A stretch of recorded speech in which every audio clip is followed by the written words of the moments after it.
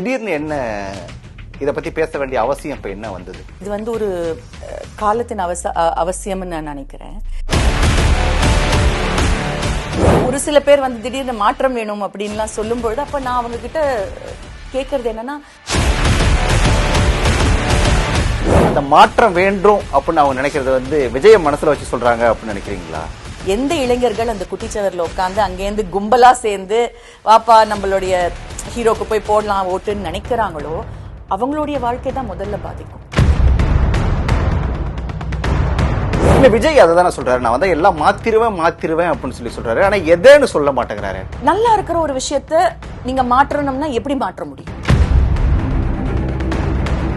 பெண்களுக்கு பாதுகாப்பு இல்லைங்கிறது தான் போற இடங்கள்ல எடப்பாடி பழனிசாமி உள்ளிட்ட சிலர் வந்து தொடர்ந்து சொல்லிட்டே இருக்காங்க.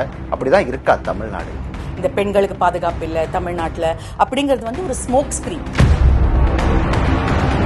எல்லைப்புறம் வழியா உள்ள வர பாக்குது அந்த வலதுசாரி அரசியல் அப்படின்னு நீங்க சொல்றது அப்படிங்கிறது வந்து விஜய மைண்ட் பண்ணி சொல்றீங்களா? அப்ப அந்த சித்தாந்த எதிரிங்கிறவங்களை நீங்க ஏன் அந்த சித்தாந்தங்கள் இன்னைக்கு தமிழ்நாட்டுல வர நுழைய பாக்குது, ஏன் பேச மாட்டேங்கிறீங்க?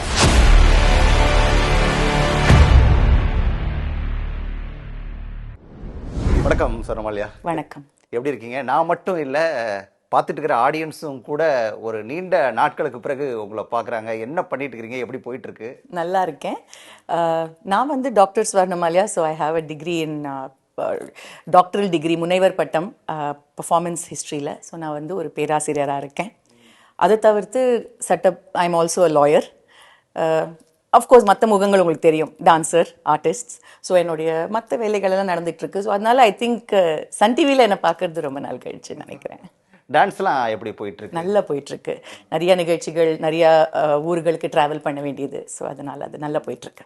திடீர்னு ஒரு குரல் அரசு சார்ந்து, அதுவும் பெண்கள் சார்ந்து ஒரு குரல் பதிவை பார்த்தோம், ஒரு வீடியோ ஒன்று வெளியிட்டு இருந்தீங்க. திடீர்னு என்ன இதை பற்றி பேச வேண்டிய அவசியம் இப்போ என்ன வந்தது? திடீர்னு இல்லை, அதாவது இது வந்து ஒரு காலத்தின் அவசியம்னு நான் நினைக்கிறேன். ஏன்னா ஆஸ் அ ஒரு ஆர்டிஸ்டாக வந்து நிறையா வைடாக ட்ராவல் பண்ணுறதுக்கான வாய்ப்புகள் நம்மளுக்கு கிடைக்கும்பொழுது, இந்தியாவில் பல ஊர்களுக்கு பல ஸ்டேட்ஸ்க்கு போகும்பொழுது நான் ரொம்ப உணர்கிற ஒரு விஷயம் வந்து அங்கே இருக்கக்கூடிய ஒரு அழுத்தமான ஒரு சூழ்நிலை. நான் என்னோட பதிவில் சொன்ன மாதிரி கலைஞர்களுக்கும் சரி பொதுமக்களுக்கும் சரி, நம்மளுடைய கருத்து சுதந்திரம்,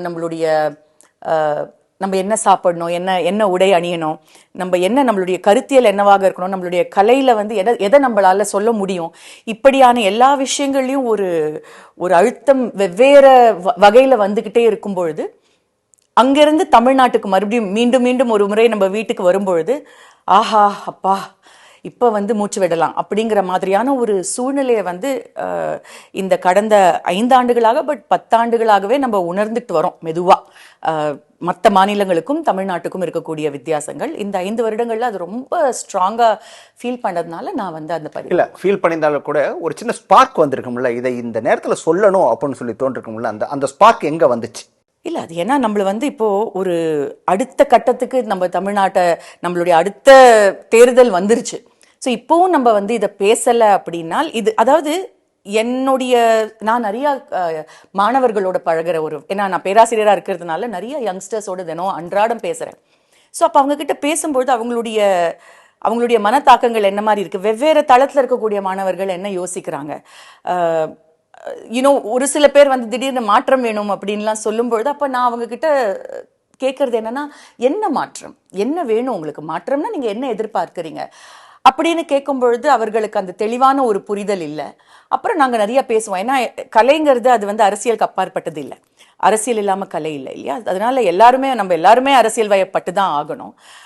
அப்படி இருக்கிற சூழ்நிலையில் எனக்கு வந்து இது இன்னைக்கு இருக்கக்கூடிய இளைஞர்கள் மற்றும் பெண்களுக்கு இது வந்து என்னுடைய தளத்தில் என்ன சந்திக்கிறவங்க எல்லாருக்கும் இதை பகிரணும்னு எனக்கு தோணுச்சு இந்த நேரத்தில். இல்லை, இன்னொரு விஷயம், நீங்கள் வந்து மற்ற மாநிலங்களுக்கெல்லாம் ட்ராவல் பண்ணும்போது எப்போ தமிழ்நாட்டுக்கு வருவோம் அப்படின்னு சொல்லி தோணும் அப்படின்லாம் சொன்னீங்க இல்லையா? இப்போ எதிர்கட்சிகள் இங்கே தமிழ்நாட்டில் எதிர்கட்சிகள் வைக்கக்கூடிய பிரச்சாரம் அப்படிங்கிறதே வந்து இங்கே பெண்களுக்கு பாதுகாப்பு இல்லைங்கிறது தான் போகிற இடங்கள்ல எடப்பாடி பழனிசாமி உள்ளிட்ட சிலர் வந்து தொடர்ந்து சொல்லிகிட்டே இருக்காங்க. அப்படிதான் இருக்கா தமிழ்நாடு? பெண்களுக்கு பாதுகாப்பு, லா அண்ட் ஆர்டர் பிரச்சனைங்கிறது அது ஒரு தொடர்ச்சியான ஒரு பிரச்சனை எந்த சமுதாயத்திலையுமே. அது முழுமையாக எங்கேயுமே முழு பாதுகாப்பு பெண்களுக்கு இருக்கு. ஏன்னா நம்ம ஆணாதிக்க கட்டுமானத்துல தான் இன்னும் இருக்கும் உலகம் முழுக்க, இங்கே மட்டும் இல்லை. அதனால அது முழுமையாக அதுக்கு ஒரு தீர்வு எந்த ஒரு சமுதாயமுமே அது கண்டுபிடிச்சதுன்னு நம்ம சொல்ல முடியாது. நிச்சயமாக அதுக்கு அந்தந்த அரசு தான் பொறுப்பு ஏற்கணும், அது இல்லைன்னு நான் சொல்ல முடியாது. ஆனால் அப்படி இருக்கும் பொழுது நான் உங்களுக்கு ஒரு உதாரணம் சொல்றேன். 2023 மணிப்பூர்ல எவ்வளவு பெரிய கொடுமைகள் பெண்களுக்கு நடந்ததுன்னு தெரியும். அந்த நேரத்துல அப்போ அந்த மணிப்பூர் பிரச்சனையை இன்னி வரைக்கும் யாருமே எங்க தமிழ்நாட்டுல பிஜேபியை சேர்ந்தவங்களோ யாருமே பேசலையே. அந்த நேரத்திலயும் பேசல, இப்பவும் பேசல. அன்னைக்கு இல்லாத கரிசனம் இன்னைக்கு வந்து திடீர்னு நம்மளுக்கு வந்து, அதுவும் தமிழ்நாடு மாதிரி ரொம்ப சேஃபான, நீங்க டெல்லியில போய் எந்த பெண்ணை வேணாலும் கேளுங்க, தமிழ்நாட்டுக்கு வந்துட்டு போயிருந்தாங்கன்னா அவங்க 100% சொல்லுவாங்க தமிழ்நாட்டுல தான் அவங்களால சேஃபா ஒரு 9 மணிக்கு மேல வெளியில போயிட்டு வர முடியும். நாங்கெல்லாம் டெல்லியில போனோம்னா 6:30 மணிக்கே எங்க அம்மா ஃபோன் பண்ணிடுவாங்க. இத்தனை வயசாகியும் இத்தனை தடவை நம்மளுக்கு ஊரு போகியும், வந்துடுறியா, பத்திரமா வந்துருவீங்களா, எப்படி வரீங்க, யாரு, அந்த ஒரு பதற்றம் வந்து மற்ற ஊர்கள்ல நம்மளுக்கு நிச்சயமாக இருக்கு. அதனால இது பெட்டர் வர்ஸ் அப்படிங்கறத விட இது வந்து ஒரு ஆன்கோயிங் ஸ்ட்ரகிள், பெண்களுக்கான பாதுகாப்பு அப்படிங்கிறது. இதை வந்து அதை ஒரு காரணமாக முன்னிலை வைத்து நம்மளால மற்ற ரொம்ப முக்கியமான நம்மளுக்கு ஆணிவேராக இருக்கக்கூடிய சோஷியல் ஜஸ்டிஸ் மாதிரியான விஷயங்களை நம்மளால பின்னுக்கு தள்ளிடக்கூடாது. ஏன்னா அது வந்து அது விதமான ஒரு ஸ்மோக் ஸ்கிரீன் தான் நான் சொல்லுவேன்.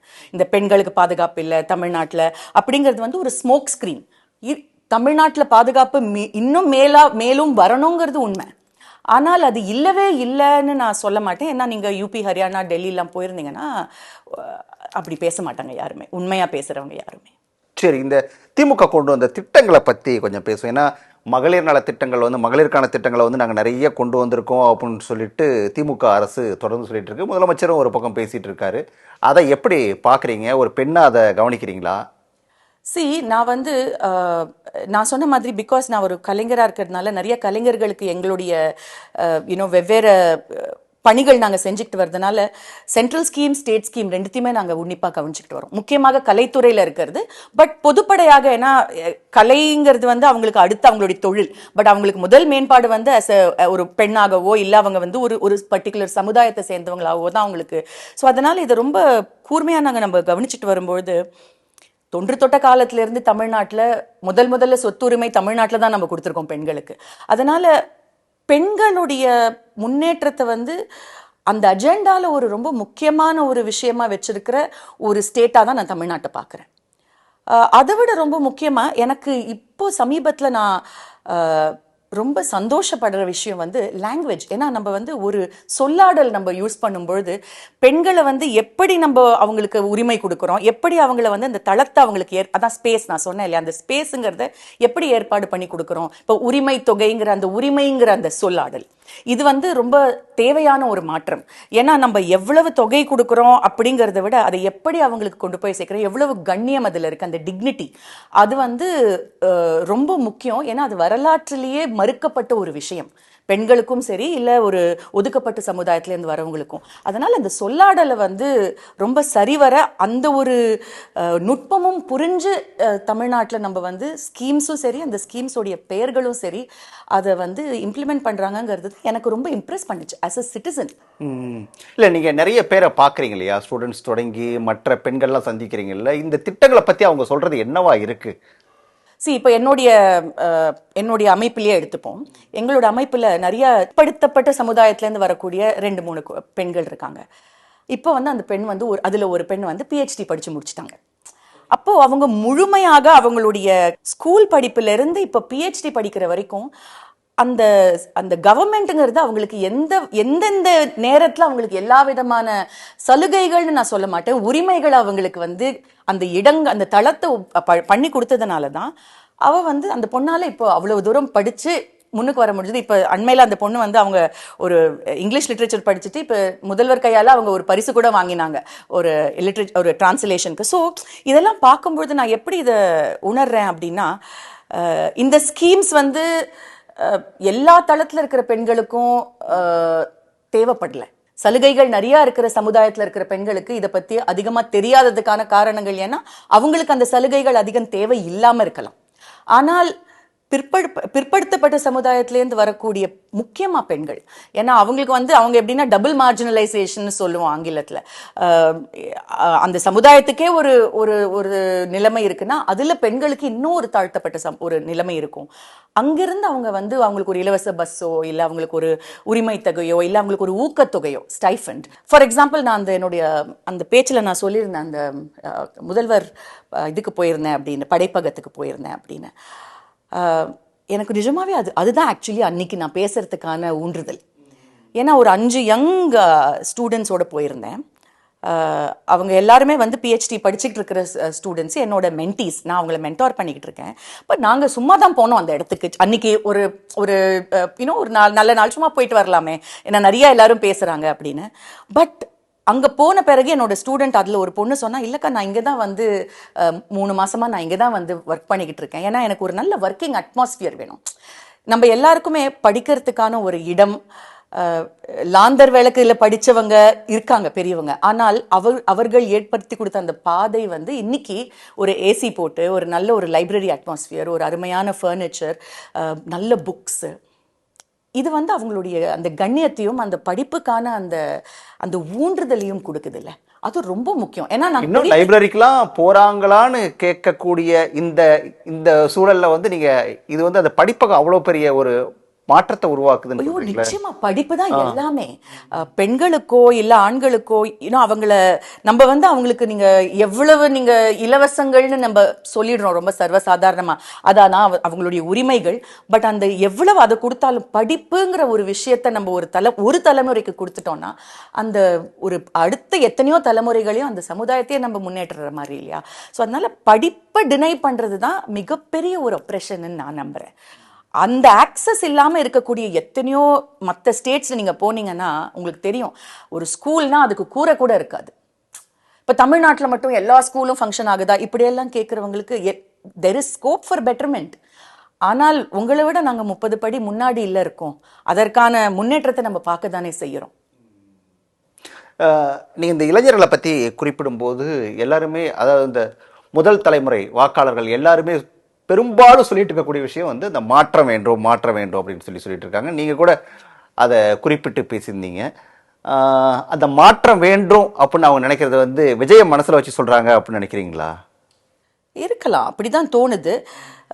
ஏன்னா வந்து ஒரு மிகப்பெரிய ஒரு ஒரு நட்சத்திர பிம்பம்ங்கிறதுனால அது வந்து இளைஞர்களுடைய கனவுகளை கேப்சர் பண்ண மாதிரி இருக்கு இல்லையா. தன்னை அங்க ஒரு பாக்குற மாதிரி, தனக்கான ஒரு ரெப்ரசன்டேட்டிவ் இப்படிங்கிற அந்த ஒரு சினிமாவுடைய அந்த தாக்கத்தினால வரக்கூடிய அந்த அந்த பிம்பம், அதை நம்ம குறை சொல்ல முடியாது.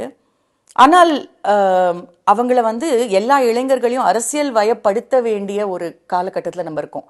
ஏன்னா இது வந்து தமிழ்நாட்டுக்கு மட்டும் இல்லை, மொத்த இந்தியாவுக்குமே நம்ம கடந்த 10 வருடங்களாக நம்ம பார்க்கக்கூடிய ஒரு மிகப்பெரிய பேராபத்துன்னு நான் நினைக்கிறது ஐடென்டிட்டி பாலிடிக்ஸ். அதாவது ஒரு நபர் சார்ந்த அவர்களுடைய அந்த பிம்பத்தை சார்ந்த ஒரு அரசியல். அதை வந்து அதனால தான் நம்ம இன்னைக்கு ஒன்றிய அரசுடைய அந்த மிகப்பெரிய ஒரு நம்ம கஷ்டமான நிலைமையில இருக்கிறதுக்கு காரணமே அந்த பிம்பம் தான். அதை வந்து தமிழ்நாட்டுக்குள்ளே இது புகுற்றுதோ அப்படிங்கிற அந்த ஒரு பெரிய அச்சம் எனக்கு இருக்கு. அது ஏன்னா யங்ஸ்டர்ஸ் வந்து அதனால தான் லைப்ரரிஸ் நம்மளுக்கு இன்னும் ஜாஸ்தி வேணும்.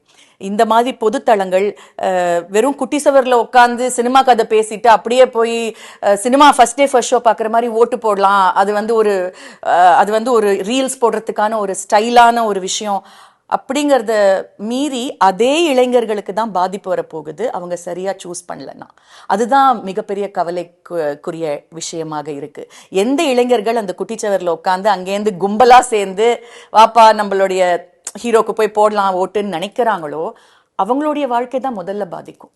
ஏன்னா இது தளங்கள்ல இருக்கும்பொழுது யாரை எந்த பிரச்சனையுமே முதல்ல பாதிக்கும்னா நிஜமாவே ரொம்ப ஒதுக்கப்பட்ட சமுதாயத்துல இருக்கிறவங்கள தான் முதல்ல பாதிக்கும். மாற்றம் வேண்டும்னு நினைக்கிறத விட முன்னேற்றம் வேணும்னு நினைங்க அப்படின்னு சொல்லி நீங்க அதில் குறிப்பிட்டிருந்தீங்களா? எதை மனசுல வச்சு சொன்னீங்க? முன்னேற்றம் அப்படிங்கிறது நம்ம ஒரு இளைஞரை நம்ம எடுத்தோம்னா அவங்களுடைய தேவைகள் என்ன. பல பேர் வந்து நீங்க பாத்தீங்கன்னா அதுவும் கோவிட் காலகட்டத்தில் ஸ்கூல் ட்ராப் அவுட்ஸ் ஆயிட்டாங்க. அவங்களுடைய சூழல், அவங்களுடைய குடும்ப சூழல்.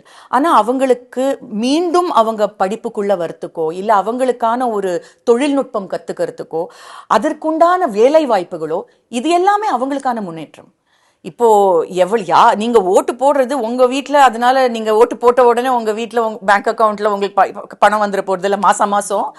அண்ட் அதனால நீங்க உங்களுடைய வாழ்க்கை மேம்பற்ற போறது இல்ல, உங்களுடைய சமுதாய சூழல் மேம்பற்ற போறது இல்ல.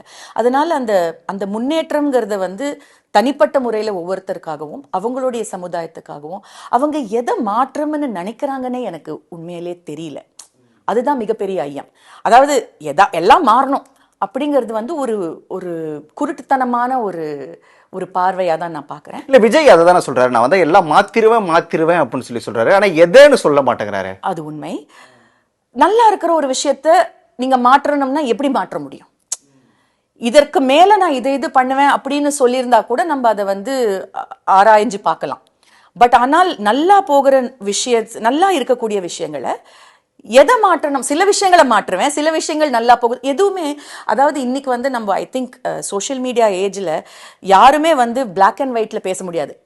அவங்க எல்லாருமே இன்னைக்கு தரவுகளோடு தான் பேசி ஆகணும். ஏன்னா அந்த தரவுகள் எல்லாம் நம்ம கைக்குள்ள கூட இருக்கு. அப்படி இருக்கும்பொழுது அந்த தரவுகள் இல்லாம ஒரு பஞ்ச் மாதிரி பேசிட்டு, பஞ்ச் டயலாக் மட்டும் பேசிட்டு, இப்பதான் ஐ திங்க் நேத்திக்கு தான் மேனிஃபெஸ்டோ ரிலீஸ் பண்ணியிருக்காங்கன்னு நினைக்கிறேன். அதை நான் இன்னும் பார்க்கல ஆனஸ்ட்லி. பட் மேனிஃபெஸ்டோவை விட என்னுடைய கன்சர்ன் என்னன்னா இந்த ஐடென்டிட்டி பாலிடிக்ஸுங்க. யார் ஒருத்தருமே அந்த ஒரு பெரிய கட்டமைப்பு பிம்பம் அவர் ஒருத்தருக்காக நம்ம அத்தனை உறுப்பினர்களையும் ஏத்துக்க முடியாது. இல்ல அப்ப நீங்க சொல்றபடி பார்த்தா விஜய வேற யாராவது இயக்குறாங்க, அவரை இறக்கி விட்டுருக்காங்க, அப்படி புரிஞ்சுக்கணுமா இதுல? தெரியல. அது அப்படி ஒரு அச்சம் இருந்தால் அது மிகப்பெரிய ஆபத்து, அப்படிதான் நான் நினைக்கிறேன். அவர் வைக்கக்கூடிய விமர்சனங்கள் ஒரு ரொம்ப, அதாவது என்ன சொல்றது, எல்லார் தரப்பிலையும் இல்ல அப்படிங்கிறது ஒரு சார்பு நிலையோட அவர் விமர்சனங்கள் கொஞ்சம் வெளிப்படையாவே அதை பேசலாமே. ஏன்னா அவரோட விமர்சனங்கிறது அதிகப்படியா எல்லாமே திமுகவை நோக்கி தான் இருக்குது. பாஜகவை கொள்கை எதிரின்னு அவர் சொன்னாலுமே கூட பாஜகவை பத்தி விமர்சனம் அவர்கிட்ட இருந்து வர்றதே இல்லை பெருசா. கரெக்ட். அது ஒரு பெரிய ப்ராப்ளம் தானே. ஏன்னா இன்னைக்கு தமிழ்நாட்டுக்கு இருக்கக்கூடிய மிகப்பெரிய பிரச்சனைன்னு நான் நினைக்கிறதே அந்த வலதுசாரி சிந்தனைகளும் அவங்களுடைய சித்தாந்தம் தழுவிய பாஜக இங்க கால் ஊன்றக்கூடாது அப்படிங்கிறது. ஏன்னா அப்பனா நம்மளுக்கும் மற்ற ஸ்டேட்ஸுக்கும் வித்தியாசம் இல்லாம ஆயிடும். அந்த ஒன்றிய அரசுடைய ஒரு ஃபோர்ஸ்ட் என்வாயரன்மெண்ட்டுங்கிறது எல்லா இடத்துலையும் இருக்கு. அது இல்லைன்னு நம்மளால சொல்லவே முடியாது. அதுவும் நான் நிச்சயமாக அதை பல இடங்கள்ல பல தளங்கள்ல பார்த்துருக்கேன். அதனால பல பாதிப்புகள் என்ன மாதிரி கலைஞர்களுக்கே வந்திருக்கு. ஒரு உதாரணம் சொல்ல முடியுமா? சொல்ல முடியும். ஃபார் எக்ஸாம்பிள், அவங்க கலைகளுக்காக, நான் அந்த துறையிலேயே பேசுறேனே, கலைகளுக்கான பட்ஜெட் நீங்க எடுத்து பார்த்தீங்கன்னா, கலை கலாச்சாரம், அவங்க கலாச்சாரம்னு எதை சொல்றாங்க, எதை குறிப்பிடுறாங்க, எந்த ஒரு மதத்தை சார்ந்த கலாச்சாரம், ஹிந்துயிசம் கூட இல்லை, ஹிந்துத்வவாதிகளுடைய அவர்கள் செய்யக்கூடிய கலைகள், அவர்களுடைய கலாச்சாரங்கள், இதை மட்டும் ப்ரமோட் பண்ற மாதிரியான ஒரு சூழல் இருக்கு.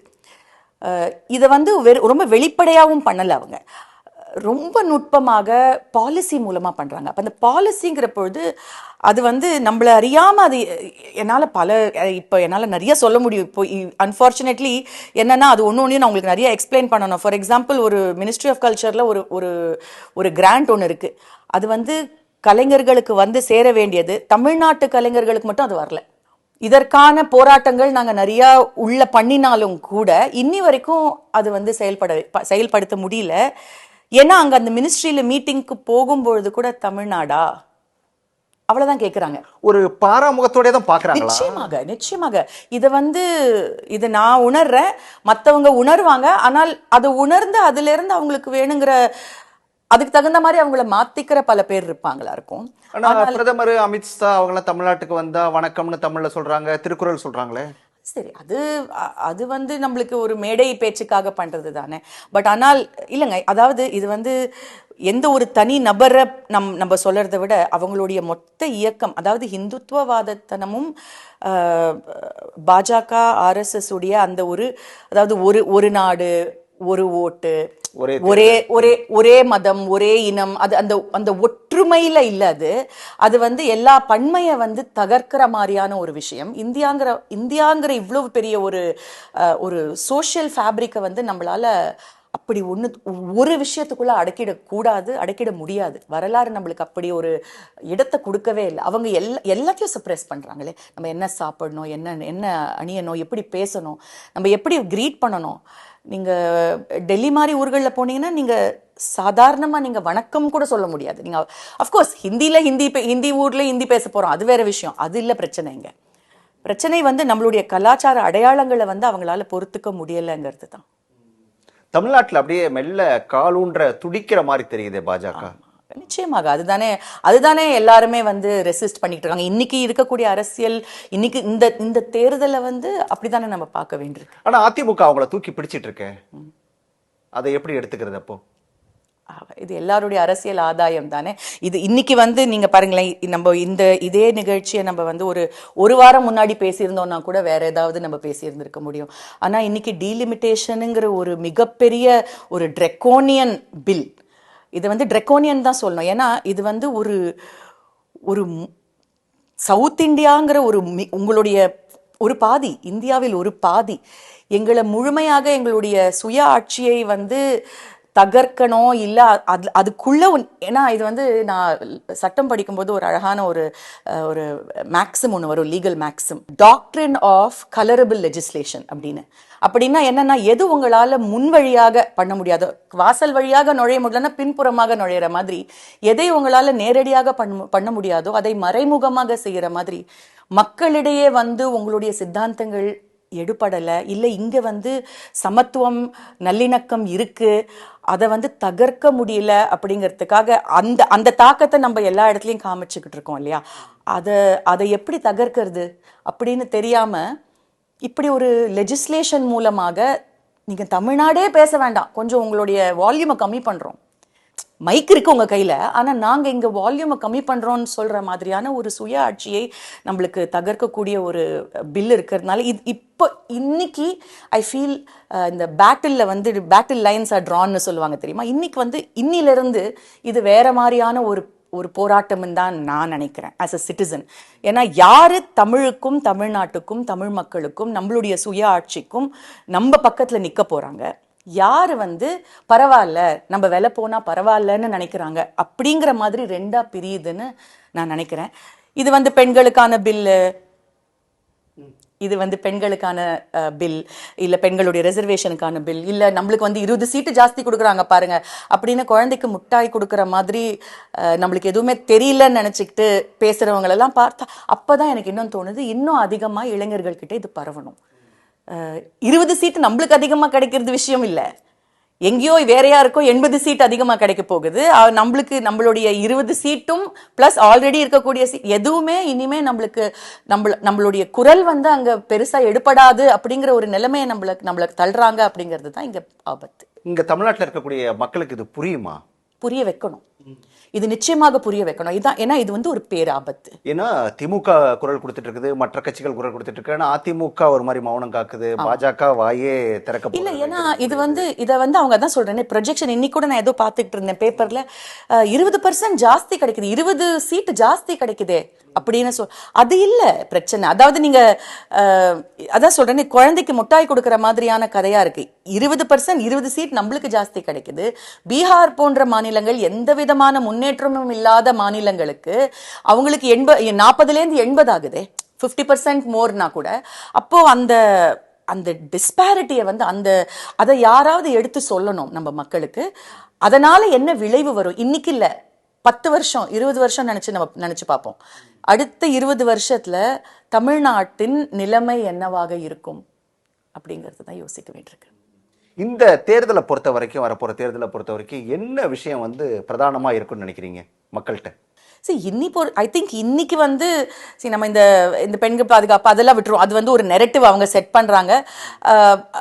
அதாவது அது வந்து ஒரு ஆன்கோயிங் ஸ்ட்ரகிள், சரிங்களா. என்னைக்கு அவங்க வந்து ஒரு மணிப்பூருக்கு ஒரு பதில் சொல்ல முடியுதோ, என்னைக்கு அதாவது அதெல்லாம் வந்து ஒரு ரொம்ப ஒரு எக்ஸ்ட்ரீம் கேஸ்.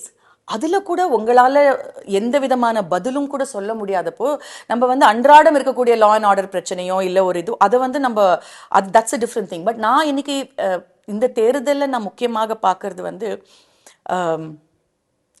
வலதுசாரிக்கும் மற்ற அதாவது ப்ரொக்ரெஷன் வேணும், நம்மளுக்கு ஒரு ப்ரொக்ரெஸ் வேணும், நம்மளுடைய முன்னேற்றம் நம்மளுக்கு தேவை, நம்மளுடைய தொழில்நுட்பமோ நம்மளுடைய கலாச்சாரமோ நம்மளுடைய அடையாளங்களோ நம்மளுடைய அங்கீகாரமோ நம்மளுடைய மத நல்லிணக்கமோ பண்பாடுகளோ இது எதையுமே வந்து சீர்குலைக்கிற மாதிரியான ஒரு அரசியலோ அரசியல் கட்சியோ நம்மளை ஆளக்கூடாது. தமிழ்நாட்டில் எனக்கு ரொம்ப பிடிச்ச விஷயம் என்னன்னு நான் சொல்கிறேன் ஆஸ் அன் ஆர்டிஸ்ட். ஏன்னா பல நேரங்களில் நாங்கள் வந்து மேடையில் நிகழ்ச்சிகள் செய்யும் பொழுது எங்களுடைய அரசியலோ இல்லை எங்களுடைய சித்தாந்தங்களோ மாறுபட்டு இருக்கலாம். அந்த டிஸ்அக்ரிமெண்ட்டை கூட என்னால் இங்கே தான் சொல்ல முடியும், இங்கே தான் என்னால் அப்படியான நிகழ்ச்சிகளை உருவாக்க முடியும், மேடையேற்ற முடியும், தைரியமாக சோஷியல் மீடியாலேயோ இன்னொரு இடத்துலையோ பண்ண முடியும். இதுவே வேற ஊரில் நான் இருந்தேன்னா எனக்கு கொடுக்கக்கூடிய அழுத்தங்களே வேற. அதனால அந்த என்ன ஆங்கிலத்தில் சொல்லுவோம் இல்லையா, யூ மஸ்ட் அக்ரி டு டிஸ்அக்ரின்னு, அந்த தளங்கள் கூட நம்மளுக்கு இங்கே தான் இருக்கு. அதை வந்து யார் பாதுகாக்க போறாங்க? எந்த கட்சி நம்மளுக்கு பாதுகாத்து கொடுக்க போகுது? யாருக்கு அடிப்படையில் நிஜமாவே சோஷியல் ஜஸ்டிஸ் இருக்கு? அவங்க அதை எவ்வளோ நல்லா பண்றாங்க, இன்னும் கூட நல்லா பண்ணலாம். அஃப்கோர்ஸ் அதுக்கு தானே எதிர்கட்சிகள் இருக்காங்க. எதிர்கட்சிகள் தேர்தலுக்கு 10 நாள் முன்னாடி மட்டும் இது இல்லை அது இல்லைன்னு சொல்லக்கூடாது. இல்லை, அந்த 5 வருடங்களும் அவர்களும் ஒரு கண்குத்தி பாம்பா பார்க்கணும், விஜிலண்டா இருக்கணும் இல்லையா? அதெல்லாம் கோட்டை விட்டுட்டு நம்ம வந்து கடைசி 10 நாள்ல இது இல்லை அது இல்லை அதனால நாங்க வந்து கொஞ்சம் சாஃப்ரனைஸ் பண்ணிக்கிறோம் அப்படின்னு சொல்றது வந்து ஏற்புடையதாக இல்லை. அது ரொம்ப பெரிய ஆபத்துன்னு நான் நினைக்கிறேன். பேசிக்லி ரைட் விங் பாலிடிக்ஸ் வேண்டாம். அதுதான் இந்த தேர்தலுடைய தளம் அப்படின்னு நான். வலதுசாரி அரசியல்ங்கிறது அவ்வளோ ஆபத்தானதா என்ன அப்படின்னு ஒரு கேள்வியை கேட்பாங்கல்ல அவங்க. நீங்க பாருங்களேன், அதாவது நம்ம எனக்கு வந்து தமிழ்நாட்டை தவிர்த்து வேற எங்க வேணாலும் போய் பார்க்கலாம். வலதுசாரி அரசியல் நீங்க ஒரு முட்டை கூட சாப்பிட முடியாது வேற எங்கேயாவது போனீங்கன்னா. ஓகே, இன்னைக்கு யங்ஸ்டர்ஸ் எல்லாம் புரோட்டீனுங்கிறாங்க. ஓகே, நீங்க புரோட்டீனுக்கு நீங்க என்ன சாப்பிட முடியும்? கீரை அங்க நீங்க முட்டை சாப்பிட முடியாது, நீங்க உங்களுக்கு வேணுங்கிறத உடுத்த முடியாது. உங்களை வந்து குறிவைத்து நீங்க என்ன சமுதாயமோ இது எப்படின்னா இந்த பிரமிட் இதுல அவங்களுடைய அந்த ஆதிக்கத்துல யாரு கீழே இருக்காங்களோ மைனாரிட்டிஸா இருக்கிறவங்கள முதல்ல தாக்குவாங்க. அதற்கு பிறகு அவங்களுக்குள்ளேயே இருக்கிறவங்கள யாரு கீழே இருக்காங்களோ இது வந்து இட்ஸ் கம்மிங் ஃபார் யூ அப்படின்னு தான் நம்ம சொல்லணும். நீங்க வந்து உங்களுடைய நேரம் இன்னும் வரல, அதனால நீங்க இப்போ உங்களுக்கு எல்லாம் நல்லா இருக்கிற மாதிரி இருக்கு. ஆனால் ஏதோ ஒரு காலகட்டத்தில் இந்த வலதுசாரி அரசியல் ஒவ்வொருத்தரையும் தாக்கும். அன்னைக்கு வரைக்கும் நம்ம வெயிட் பண்ணக்கூடாது. ஏன்னா இது வந்து ஒரு டிக்டட்டோரியல் ரைட் விங் பாலிடிக்ஸுங்கிறது இங்கே மட்டும் இல்லை, உலகம் முழுக்க இது வந்து இதோடைய தாக்கத்தை நம்ம இன்னைக்கு பார்க்குறோம். அது எங்கே கொண்டு போய் நம்மளை விட்டுருக்கு?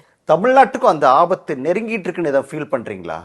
ஆமா, இந்த அரசு இன்னைக்கு இருக்கக்கூடிய தேர்தலில் நம்ம வந்து இந்த மாற்றம் அது இதெல்லாம் சொல்லிட்டு நம்ம வந்து ஒரு என்ட்ரி, அதான் சொன்னேன், backdoor entry, colourable legislation already create பண்ணிட்டாங்க. ஒரு கலரபிள் என்ட்ரி அவங்களுக்கு கொடுத்துட்டோம்னா, நிஜமாவே கலர் தான் அது, சாஃப்ரன் தானே, அந்த கலரபிள் லெஜிஸ்லேஷன் நம்ம உள்ள அமிச்சிட்டோம்னா அது அவங்களுக்கு ஒரு கால் ஊன்றதுக்கான ஒரு உடனே இப்பவே நடந்துருமானா இல்லை, 5 வருடங்கள் 10 வருடங்கள் இந்த லாங் ஹால் நடக்கும் அப்படிங்கிறது நம்ம பார்க்குறோம். மற்ற ஊர்கள் எல்லாம் அதே தானே நடந்திருக்கு. அந்த ஒரு மன மாற்றம், அதாவது brain washing of the younger community. அவங்க எல்லாம் தெரிஞ்சா இந்த மாதிரி அவங்க சாய்ஸ் இருப்பாங்களான்னா கண்டிப்பா இருக்காது, தெரியலங்கிறது தான். ஸோ அதை கொண்டு போய் சேர்க்க வேண்டியது நம்மளுடைய கடமையாக இருக்கு. இல்ல, நான் திரும்ப நீங்க பேசுறது நான் புரிஞ்சுக்கிறது அப்படிங்கிறது வந்து கொல்லைப்புறம் வழியா உள்ள வர பாக்குது அந்த வலதுசாரி அரசியல் அப்படின்னு நீங்க சொல்றது அப்படிங்கிறது வந்து விஜய மைண்ட் பண்ணி சொல்றீங்களா? இல்ல, அதாவதுங்க, எனக்கு வந்து விஜய் பத்தி அவருடைய பின்புலத்தை பத்தி நம்ம யாருக்குமே தெரியல. உங்களுக்கு எவ்வளவு தெரியுமா அவ்வளவுதான் எனக்கும் தெரியும் இல்லையா? ஸோ அவரை மட்டும் நான் சொல்ல முடியாது. பட் இருக்கலாம், அப்படி இருந்தால் அது பேராபத்து. அவர் வந்து அவங்களை எந்தவித விமர்சனமும் வைக்கல அப்படிங்கிற போது அந்த ஐயம் வந்து நம்மளுக்கு ஜாஸ்தி தான் ஆகுது. நீங்க ஏன் சொல்ல மாட்டேங்கிறீங்க? அதாவது உங்களுக்கு சித்தாந்தம்ங்கிறது இன்னைக்கு தூக்கி தலையில கோட் ஸ்டாண்ட் மாதிரி மாட்டி வச்சிட முடியாது. சித்தாந்தம் கூடவே வரணும். அதுவும் ஒரு புது கட்சிக்கு வந்து சித்தாந்தம்ங்கிறது தான் எல்லாமே. அது வந்து அவங்களுடைய தளத்தை அமைக்கிறதுக்கான ஒரு ஃபவுண்டேஷனல். அப்ப அந்த சித்தாந்த எதிரிங்கிறவங்களை நீங்க ஏன் அந்த சித்தாந்தங்கள் இன்னைக்கு தமிழ்நாட்டில் வர நுழைய பாக்குது? ஏன் பேச மாட்டேங்கிறீங்க அப்படிங்கிறது ஒன்று இருக்கு. பட் அவங்க மட்டும் இல்லை, இன்னைக்கு இருக்கக்கூடிய ஆல்மோஸ்ட் எல்லா ஆப்போசிஷனுமே நீங்க பிஜேபி அண்ட் டிவிகேன்னு எடுப்போமே, அவங்க 2 பேருமே வந்து மக்களுக்கு, அதாவது இது என்னன்னா அந்த ஐடென்டிட்டி பாலிடிக்ஸை பேஸ் பண்ணி ஒர்க் பண்றாங்க. ஒன்று வந்து மோடி, இன்னொன்று வந்து இங்க விஜய். 2 பேருமே ஐடென்டிட்டி பாலிடிக்ஸ் தான் ஒர்க் பண்றாங்க. எதுவுமே தளத்துல இறங்கி எதுவுமே சொல்லலை நம்மளுக்கு. அதுதான் என்னுடைய கருத்தாக இருக்கு. சரி, நான் இப்படி கேட்குறேனே, விஜய்க்கான தேவைங்கிறது இன்னைக்கு தமிழ்நாட்டுக்கு இருக்குதா? சரி, யாருமே தேவையில்லைன்னு சொல்ல முடியாது. இடம்ங்கிறது நம்மளா உருவாக்கிக்கிறது தான். எல்லாருக்குமான இடம் இங்க இருக்கு, அதுவும் ஒரு பெரிய விஷயம் இல்லையா? யார் வேணாலும் அரசியலுக்கு வர முடியும், வரலாம். அவருக்கு யாரும் வந்து இப்போ அவரால் இவ்வளவு ஒரு கூட்டம் திரண்டு அவர் பின்னாடி வருது அப்படின்னா அது ஏன்னா இப்படிப்பட்ட ஒரு சூழ்நிலையில் அவர் இருக்கிறதுனால தான் அவருக்கு வருது. அதுவும் நம்ம அண்டர்ஸ்டாண்ட் பண்ணிக்கணும். ஸோ அவருடைய அரசியல் கூட்டங்களுக்கு பெண்கள் வராங்க, இல்லை யங்ஸ்டர்ஸ் வராங்க அப்படின்னா அவங்க வரக்கூடிய ஒரு சூழ்நிலை, சுதந்திரமாக அவங்கள வந்து உங்களால கூப்பிட்டு பேச முடியுங்கிற ஒரு சூழ்நிலை இங்க அமைஞ்சிருக்கு. ஸோ அதனால தேவை இருக்கான்னு சொன்னா எல்லாரும் வரலாம். பட் என்னை பொறுத்த வரைக்கும் அவர் வந்து ஒரு இது வந்து ஒரு டிரான்சிஷன் மாதிரி தானேங்க. இது வந்து நீங்க ஒரு அரசியல்வாதியிலேருந்து இப்போ எல்லா துறைக்கும் நாங்கள் வந்து எல்லாமே நம்ம ஒரு, இப்போ நீங்கள் என்ன கேட்டீங்க எங்கே இருக்கீங்க, என்ன பண்ணுறீங்க, இப்போ நான் பண்ணக்கூடிய மற்ற வேலைகள் எல்லாமே கேமரா முன்னாடி நடக்கக்கூடிய விஷயங்கள் இல்லை. அந்த மாதிரி ஒரு அரசியலுக்குள்ளே வரணும்னா அடிமட்ட மக்களோட கிராஸ் ரூட்டில் ஒரு அட்லீஸ்ட் கொஞ்சம் சில வருடங்கள் வேலை செய்யணும், அங்க இருக்கக்கூடிய அந்த அனுபவங்களை தெரிஞ்சுக்கணும். அப்புறம் நீங்க பேசக்கூடியதுல ஒரு முதிர்ச்சி இருக்கும். இப்பொழுதுக்கு அது அவருடைய அரசியல்ல இல்லை. அது வந்து ஒரு பிம்ப அரசியல் மாதிரி தான் எனக்கு தெரியுது. கடைசியா தமிழ்நாட்டு பெண்களுக்கு தேர்தல் நெருங்கிடுச்சு. தமிழ்நாட்டு பெண்களுக்கு என்ன சொல்ல விரும்புறீங்க?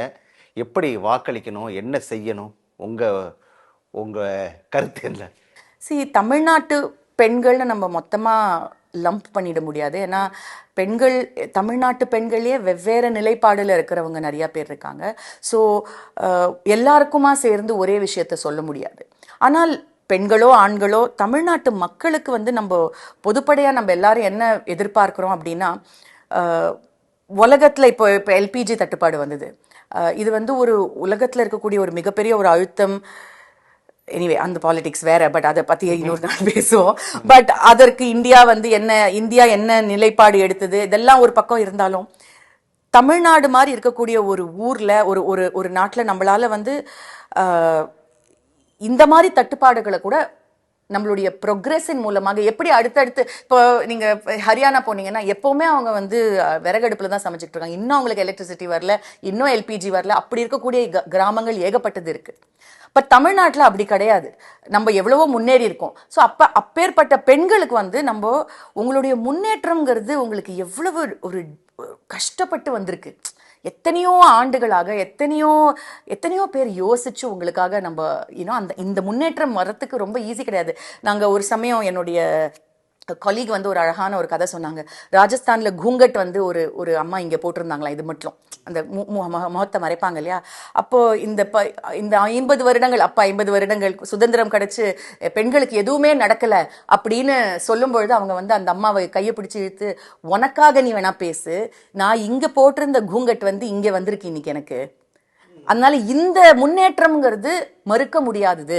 இதை கழட்டி நான் தூக்கி போடுற நாள் வந்து என்னைக்குங்கிறத பார்த்து நீ வெயிட் பண்ணாத. இப்போ அதனால ப்ரொக்ரெஸ், அந்த முன்னேற்றம்ங்கிறது வந்து அவங்க கண்கூட அவங்களுக்கு தெரியல. எனக்கு கூடவே இருக்கிறதுனால எல்பிஜி இல்லை, அது இல்லாம இருக்கக்கூடிய ஊர்களை நம்ம பார்த்தோம்னா ஐயோ நம்ம எப்படி இருக்கோம் அப்படிங்கிறது தெரியும். அதுக்காக நன்றியோட இருக்க தேவையில்லை. நன்றி, இது வந்து அவங்களுடைய உரிமை. எப்படி இருக்கணும் அப்படின்னா இதை நம்ம தக்க வச்சுக்கணும். இதை யார் நம்மளுக்கு கொடுப்பாங்க? இந்த உரிமைகளை இதை உரிமையா யார் நம்மளுக்கு கொடுப்பாங்க? யார் நம்மளை பத்தி யோசிப்பாங்க? இளைஞர்கள். நீங்க படிக்கணும்னு யார் நினைப்பாங்க? நீங்க வந்து இது சொல்லணும், ஸ்லோகம் சொல்லணும், நீங்க வந்து அது இல்லை. நீங்க அது இல்லை. நீங்க யார் உங்களை படிக்க வைக்கிறாங்க? யார் நீங்க படிக்கணும்னு நினைக்கிறாங்க? யார் நீங்க தொழில் செய்யணும்னு நினைக்கிறாங்க? யார் உங்களுடைய ஊரு உங்களால உலக வரைபடத்துல ஒரு இடத்துல போய் அந்த முன்னேற்றம் தான் நம்மளுக்கு ரொம்ப தேவை. நன்றி மேடம், நிறைய விஷயங்களை கூட பகிர்ந்துட்டீங்க. நிகழ்ச்சியில் பங்கேற்றமைக்கு நன்றி. நன்றி. உடனுக்குடன் செய்திகளை தெரிந்து கொள்ள சன் நியூஸ் பெல் ஐகானை கிளிக் பண்ணுங்க.